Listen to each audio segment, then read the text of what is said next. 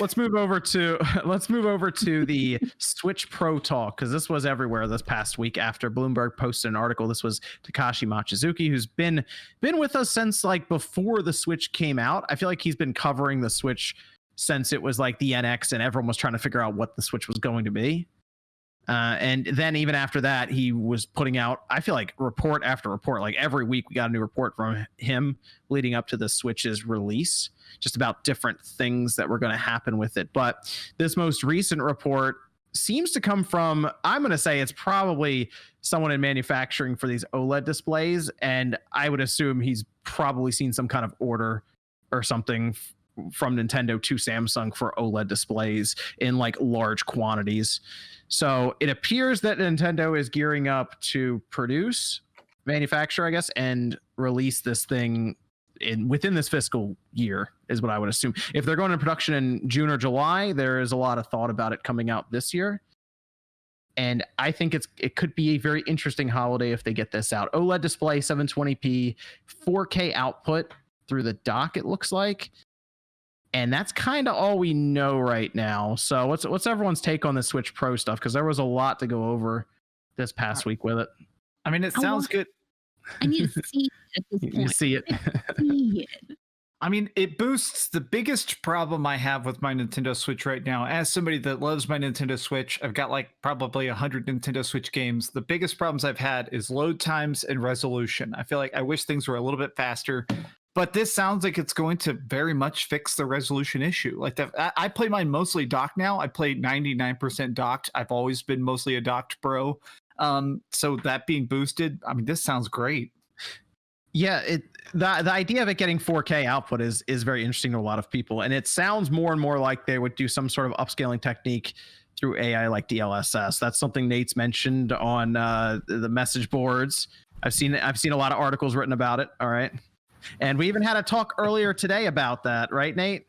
We did. I've also discussed DLSS as the 4K option on my own channel several times just this year and even later in late last year. So it has been a topic I've reiterated numerous times now.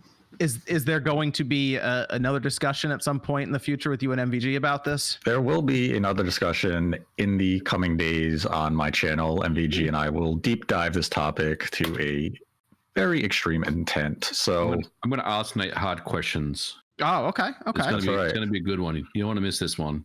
It is going to be a good one. I want to know exactly what he knows. I have a notebook of notes that I am ready to address, and we will have that episode up early next week. Okay, that'll be really cool. So DLSS would be a way for them to take like 1080p, for example, and upscale it to 4K. But that brings into question a lot of things, because this report, I feel like they just saw that OLED order and they're kind of like unsure, like a lot of I guess everyone else is at this point, what they would even put inside the system to attain that. So it seems like everyone's trying to piece together bits of information to figure out, is it a new chip inside of it? Are they using the old one but they're tacking stuff onto it?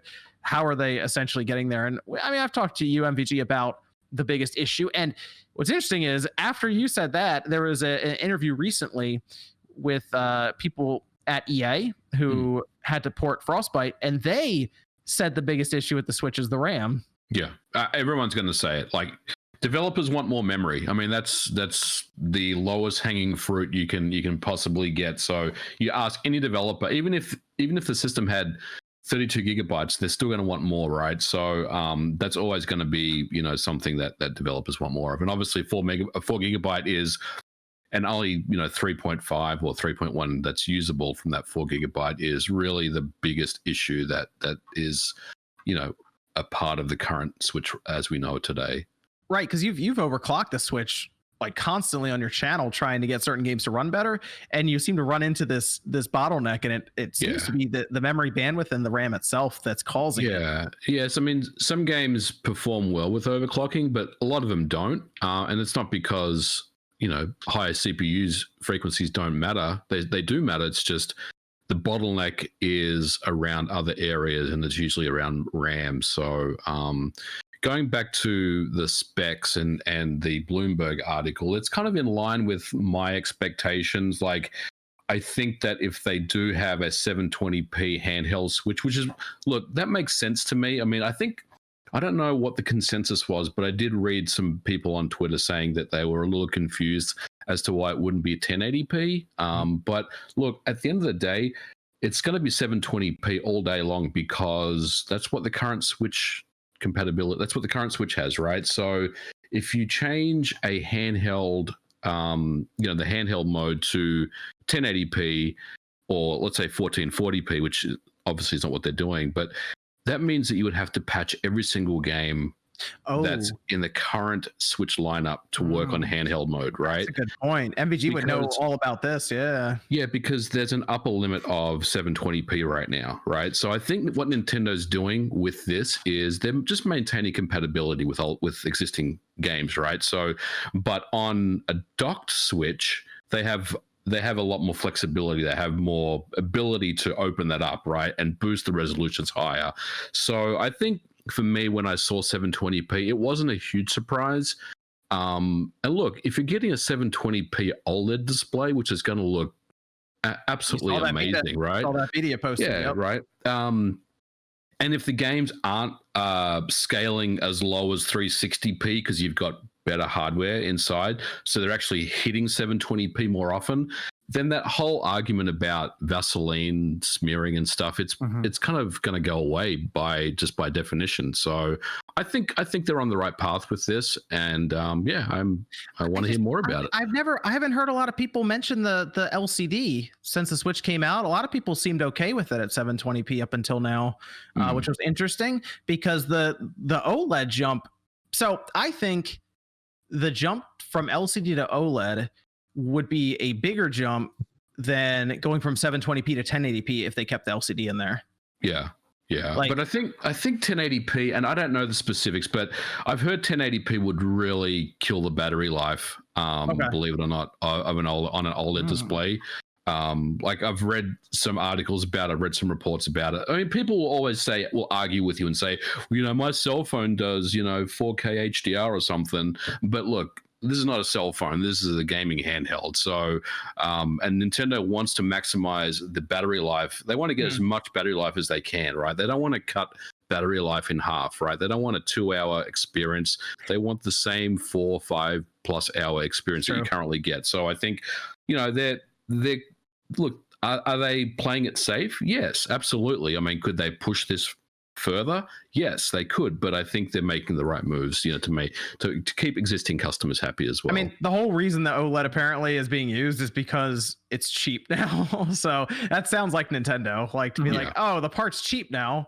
We can make money with it, and it'll look like a serious upgrade, which it is. LCD to OLED is massive for how much the colors would pop off the screen, how any of the areas that are supposed to be deep black are just basically turned off, so it looks like ink. I mean, OLED was something that OJ, you guys got into, and you turn that LG CX on, and it's like a whole new experience with that. So yeah, that's the reason why, like, when people people would say, oh, well, it's the problem 1080p is, listen, guys, the quality of an OLED is incredible. Anybody, I know MVG, you talked about this, but I also have a PS Vita with OLED, and that's 540p, right? Yeah. And it looks still looks good, yeah. Oh yeah, it's gorgeous. Amazing. It still looks great. So if you're bumping it up to 720 plus the newer tech and the stronger system, you're not worried about 720p or 1080p when you get better battery life, and the quality of the screen is that good on something the size of it. So it's not really a 1-to-1 with the cell phone, because even like the current Switch right now, like there's some games that look great on the LCD, and that's an LCD screen. So as long as the resolution is there. So to me, I didn't worry about it because it's more about when you actually, see it and like the build quality of it and everything. So yeah, that's my thought on it, at least from what we know. Time to take a minute to recognize Jake Randall in the chat there, had the super chat. Say I love you guys. Hi, I'm going Jake. back to lurking now. Good to see Jake coming out. What's up, Jake? For the podcast. Hi, Jake. Love you guys. That man has given more PS5s to the people than any scalper on the planet. Like, props to Jake. Jake 2024. He sent in a little edit there. So I love you guys. Good to see Jake coming out tonight. Yeah. So the OLED thing is, and I think if they that's the big thing is how they're going to market it and what they're going to call it at this point. I think we're kind of beyond the idea of is it actually going to happen? Is it coming out? I feel like most people, when Bloomberg dropped that, and the fact that they seem very sure that they're getting an OLED display because there's probably an order to Nintendo that they saw. At this point, everyone's just trying to kind of speculate onto like, okay, when is it coming out? What's going to be called?